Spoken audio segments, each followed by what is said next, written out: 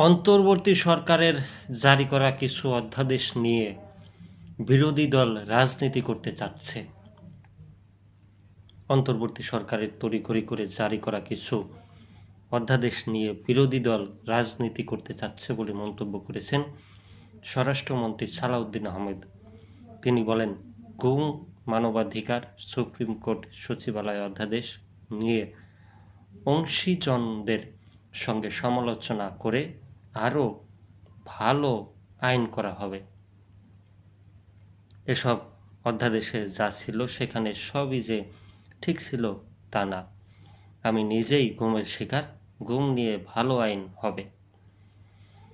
রোববার সচিবালয়ে স্বরাষ্ট্র মন্ত্রণালয়ের সম্মেলন কক্ষে আয়োজিত প্রেস ব্রিফিংয়ে তিনি কথা বলেন। স্বরাষ্ট্রমন্ত্রী বলেন, সংসদে বিরোধী দল বেশ কয়েকবার ওয়াকআউট করেছেন। সংসদের বিধি অনুযায়ী সেটা করতেই পারেন, কিন্তু যেসব ইস্যুতে ওয়াকআউট করেছেন তা সঠিক ছিল না। সংসদের বাইরে তার ভুল তথ্য দিয়ে ব্রিফ করেছেন।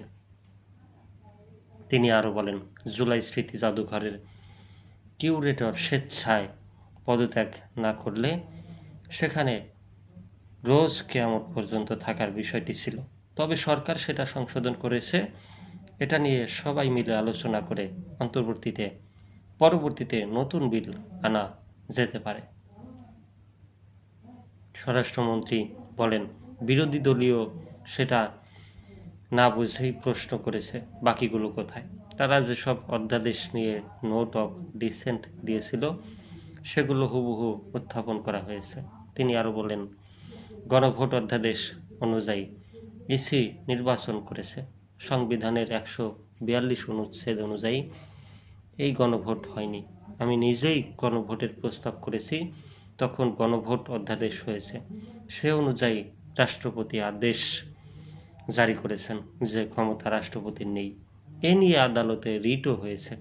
রাষ্ট্রপতি এমন কোনো আদেশ দিতে পারেন না যা সংবিধানের সঙ্গে সাংঘর্ষিক। স্বরাষ্ট্রমন্ত্রী বলেন, গণভোট অধ্যাদেশ অনুযায়ী গণভোট হয়েছে, এর বৈধতা আছে, নির্বাচন শেষ। এখন তো এ নিয়ে নতুন কোনো আইনের প্রয়োজন নেই। আবার যদি গণভোটের প্রশ্ন আসে তখন গণভোট হবে।